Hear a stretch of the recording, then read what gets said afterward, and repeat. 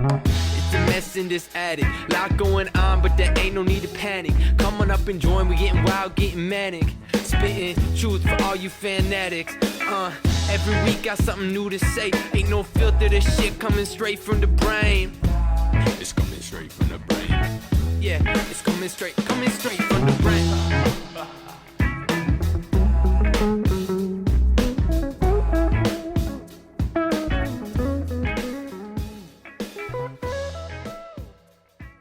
What's up, everybody? Today is Tuesday, June 15th, 2021. This is A Talk in the Attic, which means, of course, I'm your host, Kirk Ross. How's everybody doing? Wait, how are you doing?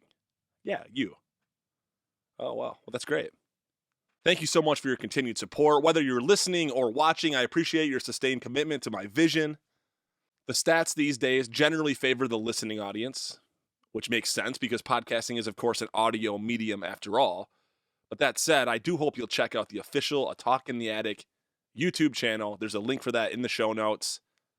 As many of you already know, creative video production has long been a passion of mine, and this project has afforded me the opportunity to dive back into that side of my brain, and I cannot reiterate enough how fun it has been, not only to dive back into something that I'd lost touch with, but perhaps more importantly, how fun it's been learning new subjects too.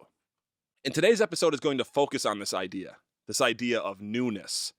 We're going to look into our renewed hope in humanity that many of us are recognizing now that we're emerging back into our normal lives.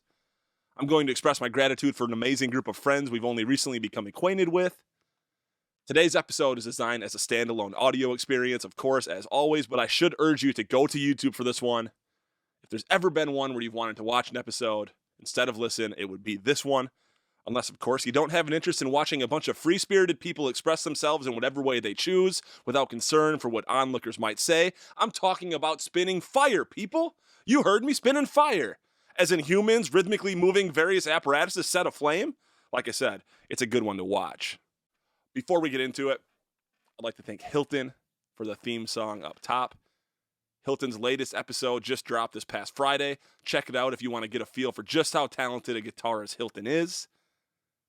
Also, I'd like to remind everyone that if you're in the need for a variable height desk, to visit thestandingdesk.com, a Grand Rapids-based enterprise that uses German components. Hey, American-born but with German parts? Sounds a lot like me, doesn't it?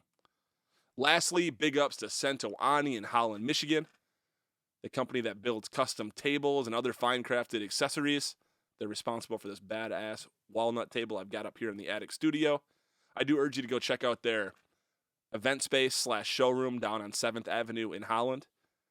I'm sure their event space is just as excited that COVID is ending as we are. Thank you again, Cento Ani.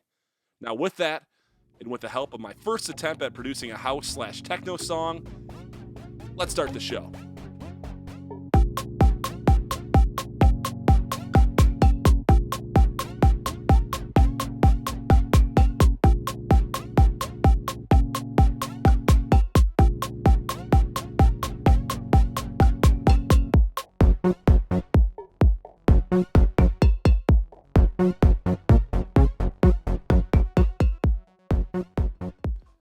A few weeks ago, fresh off the news that my cousin David had lost his battle with the coronavirus, which as most of you know came just a few weeks after our dear friend Alex's unexpected passing, needless to say I was feeling as low as I felt in years. Unlike in past periods like this, I had Jessica here with me in this case. First off, what an incredible difference that makes. Secondly, thank you, Jaybird. You're the best.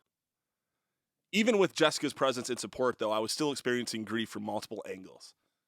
The show had screeched to a halt, interrupting my consistent output that I'm so committed to providing each of you. I wasn't getting out in the sun much, wasn't really communicating with many people. A lot of my time was spent remembering sweet Alex or resilient David during this phase, which is of course healthy and necessary, but can also throw one into a redundant and seemingly never-ending cycle of emotions. When a loved one dies, we tend to see signs of that person everywhere that they're not. Most likely because now we know that we can no longer see them where they are or where they were. For me, I would see something that reminded me of Alex or David, which would begin a symphony of memories, mostly smile-inducing ones, which would often precede a tremendous sadness that no more new memories will be made. Then, of course, there's the guilt of how I handled each relationship, It's not an overwhelming sense of guilt that I'm feeling, but there are certainly things that I would do differently if I could go back. I wish I would have been more present in my cousin David's life when he was incarcerated. That's a 10-year chunk in which I basically abandoned him. Now, he made something of himself while locked up, finding his spirituality and earning multiple degrees, and maybe that was only made possible because he was so alone in there, but I sure wish I would have been there for him. For Alex, I wish I would have checked in on his sobriety more than I had. Shouldn't have let him slide the last couple times we talked when I started to suspect that maybe he was struggling. Now, these are the repetitive thoughts and loops that had me feeling down. But then we got invited to a pool party. A pool party, and what a difference it has made. Commencing pool party footage in 3, 2, 1.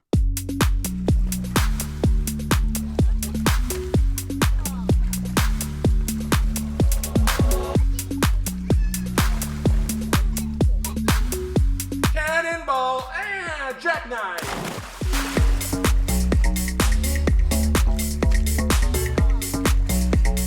Jessica's brother, huge supporter of the show, and surely one of my best friends, William, aka Billy Guns, wake up, Billy, was in town when we received the invite from our friend Hannah.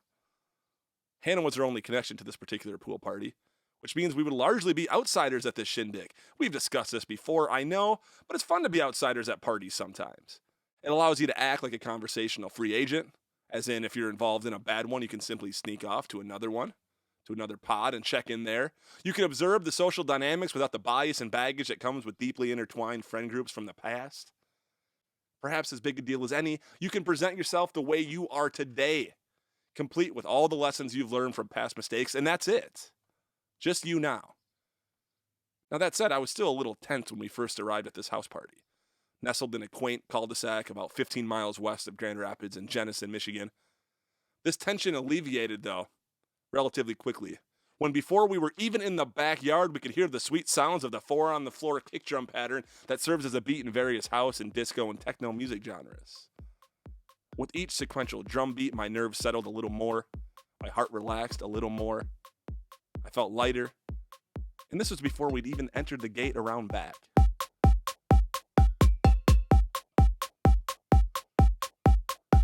The party welcoming committee was just as priceless as the tunes. When we opened the gate, two adorable and one might say eccentric chihuahuas greeted us. There were only a handful of guests, probably a total of 10 or 12 all day, but it's about quality over quantity, people, right? You know, sometimes you're in a conversation or in a room or in a line at the store when somebody's putting off some seriously negative vibes. You try your hardest to ignore the negativity, but it just won't go away. Well, there was exactly zero of that in this particular backyard. One section of the yard was populated by a few hula hoopers dancing rhythmically to the music. The pool featured a few swimmers in it. And the DJ tent was loaded up with a 2-deck MIDI controller and hundreds of watts of Mackie speaker output. A third and equally adorable dog was hanging underneath the DJ booth with his main man/DJ. We were immediately welcomed by the host and all of the other guests. There was not a single moment of that awkward feeling out behavior. There were no disapproving glances from our new acquaintances. We just felt love. And I know it sounds corny, but it was palpable. Our new friends love music, they love nature, they love good food, they love dancing, and they love love. And what a refreshing thing to be around. I really could feel the good vibes simply washing over me, almost as if removing the patina of anxiety that I'd grown over the past year of isolation and the past month of grief. We danced and talked and laughed and smiled, and all while being nothing but ourselves. There was no pretense. There was no bullshit. It was just love.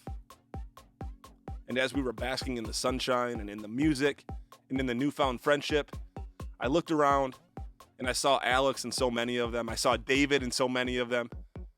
And it was through this transformative experience of love that my grief softened.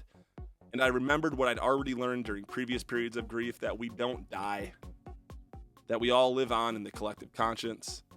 We live on through nature, through the cardinals that call that backyard area home, through the love and appreciation for and within those all physically still breathing. And all it took for this lesson to really hit home again was the love and acceptance of this new group of friends, this new group of fellow weirdos, where respecting your true self and those around you is all that matters. I hope you're all finding some love and support too as we wade our way out from our woolly cotton brains of the coronavirus and into the real world again. I hope, like me, you're also seeing that while Fox News and CNN might try to convince us that the world has never been in more dire straits, the opposite is actually true. Because it's up to us to live the way that we want the world to be. And I just want to take this opportunity to thank my friends, both old and new, for driving this message home so profoundly. Much love, y'all. Peace out, everybody.